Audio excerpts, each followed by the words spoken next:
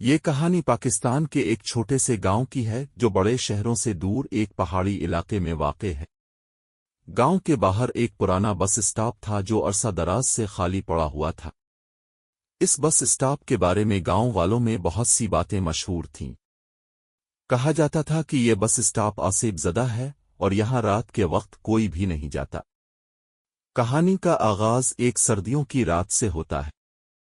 رات کا وقت تھا اور ہر طرف سناٹا چھایا ہوا تھا۔ گاؤں کے سب لوگ اپنے گھروں میں سو رہے تھے۔ اچانک ایک بس اسٹاپ کے پاس سے گزرنے والی سڑک پر ایک نوجوان کی چیخ سنائی دی۔ یہ چیخ اتنی خوفناک تھی کہ اس نے پورے گاؤں کو ہلا کر رکھ دیا۔ صبح ہونے پر گاؤں والوں نے معلوم کیا کہ رات کے وقت ایک نوجوان جس کا نام عارف تھا وہ بس اسٹاپ کے قریب سے گزر رہا تھا۔ اس کے بعد وہ لاپتہ ہو گیا۔ اس کی کوئی خبر نہیں ملی اور گاؤں والے خوف زدہ ہو گئے۔ کچھ دنوں کے بعد عارف کی لاش بس اسٹاپ کے قریب پائی گئی۔ اس کے جسم پر عجیب و غریب زخموں کے نشان تھے جو کسی عام حادثے کے نہیں لگتے تھے۔ عارف کے جنازے کے بعد گاؤں میں خوف کا عالم تھا۔ لوگ بس اسٹاپ کے قریب جانے سے ڈرتے تھے، لیکن کچھ نوجوانوں کا کہنا تھا کہ یہ سب باتیں جھوٹ ہیں اور کوئی آسیب وغیرہ نہیں ہے۔ ان میں سے ایک نوجوان کا نام شہزاد تھا۔ وہ کافی بہادر تھا اور اس نے فیصلہ کیا کہ وہ اس بات کا پتہ لگائے گا کہ آخر بس اسٹاپ کے ساتھ کیا مسئلہ ہے۔ ایک رات شہزاد نے اپنے دوستوں کے ساتھ مل کر بس اسٹاپ پر جانے کا منصوبہ بنایا۔ وہ سب رات کے اندھیرے میں چپکے سے بس اسٹاپ کے قریب پہنچے۔ وہاں پہنچ کر انہوں نے دیکھا کہ بس اسٹاپ پر واقعی کچھ عجیب و غریب ہو رہا ہے۔ اچانک ہوا تیز ہو گئی اور بس اسٹاپ کے ارد گرد کی فضا میں عجیب سی سردی پھیل گئی۔ شہزاد اور اس کے دوست خوف زدہ ہو گئے لیکن وہ واپس جانے کا ارادہ نہیں رکھتے تھے۔ بس اسٹاپ پر ایک پرانی بس کھڑی ہوئی تھی جو عرصے سے استعمال نہیں ہوئی تھی۔ اس بس کے دروازے کھلے ہوئے تھے اور اندر اندھیرا تھا۔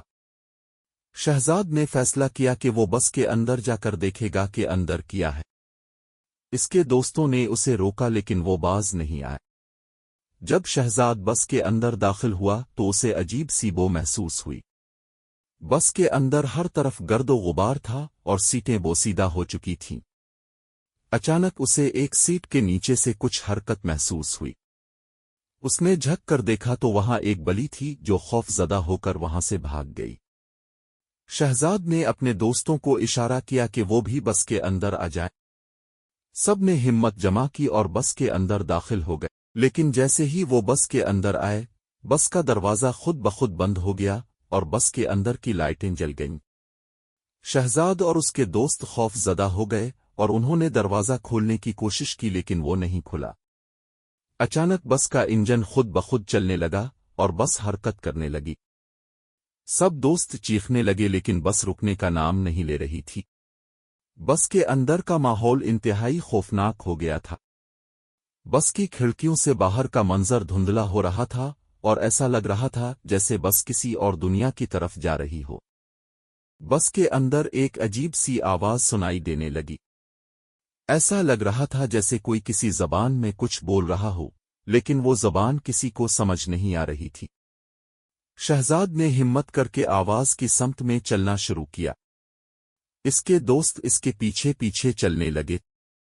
آگے جا کر انہوں نے دیکھا کہ بس کی ایک سیٹ پر ایک بوڑھا آدمی بیٹھا ہوا ہے۔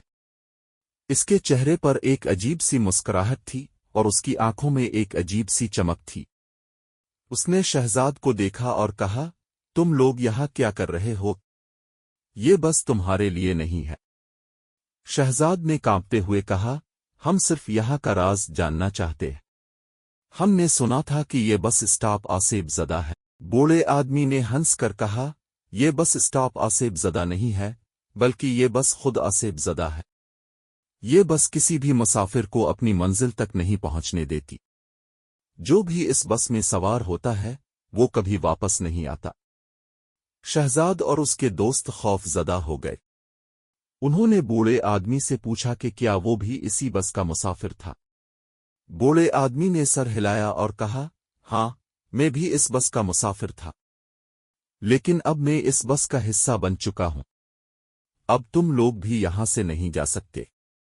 یہ سن کر سب دوستوں کے چہرے پر خوف کے آثار واضح ہو گئے۔ انہوں نے بھاگنے کی کوشش کی لیکن بس کے اندر سے باہر جانے کا کوئی راستہ نہیں تھا۔ اچانک بس کی رفتار تیز ہو گئی اور باہر کا منظر بالکل بدل گیا۔ ایسا لگ رہا تھا جیسے وہ کسی اور دنیا میں جا چکے ہوں۔ بس کے اندر کی روشنی بجھ گئی اور ہر طرف اندھیرا چھا گیا۔ سب دوستوں نے ایک دوسرے کو پکڑ لیا اور دعائیں پڑھنے لگے۔ اچانک بس رک گئی اور دروازہ کھل گیا۔ سب دوستوں نے بھاگ کر بس سے باہر چھلانگ لگا دی۔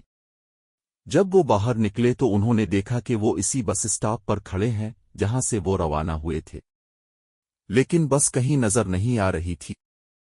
انہوں نے ایک دوسرے کی طرف دیکھا اور سوچنے لگے کہ یہ سب کیا تھا۔ شہزاد نے اپنے دوستوں سے کہا کہ ہمیں یہ بات کسی کو نہیں بتانی چاہیے ورنہ لوگ ہمیں پاگل سمجھیں گے۔ سب نے اس بات سے اتفاق کیا اور خاموشی سے اپنے گھروں کی طرف روانہ ہو گئے، لیکن وہ سب جانتے تھے کہ جو کچھ انہوں نے دیکھا وہ حقیقت تھی۔ اس کے بعد وہ کبھی بھی اس بس اسٹاپ کے قریب نہیں گئے اور جب بھی وہاں سے گزرتے تو تیزی سے اپنی نظریں جھکا کر گزر جاتے۔ کچھ عرصے بعد گاؤں میں ایک اور نوجوان کی لاش بس اسٹاپ کے قریب پائی گئی۔ اس کے جسم پر بھی وہی زخموں کے نشان تھے جو عارف کی لاش پر تھے۔ گاؤں والے پھر خوف زدہ ہو گئے اور انہوں نے اس بس اسٹاپ کو مکمل طور پر بند کر دیا۔ لوگوں نے کہا کہ وہ بس اب بھی کہیں نہ کہیں موجود ہے اور وہ اب بھی نئے مسافروں کی تلاش میں ہے۔ اس بس کا سفر کبھی ختم نہیں ہوتا اور جو بھی اس پر سوار ہوتا ہے وہ کبھی واپس نہیں آتا۔ کہانی ختم ہوئی لیکن بس کا خوف آج بھی گاؤں والوں کے دلوں میں موجود ہے۔ وہ جانتے ہیں کہ اس بس کا سفر ابھی باقی ہے اور وہ دن دور نہیں جب وہ پھر سے اپنی منزل کی تلاش میں نکلے گی۔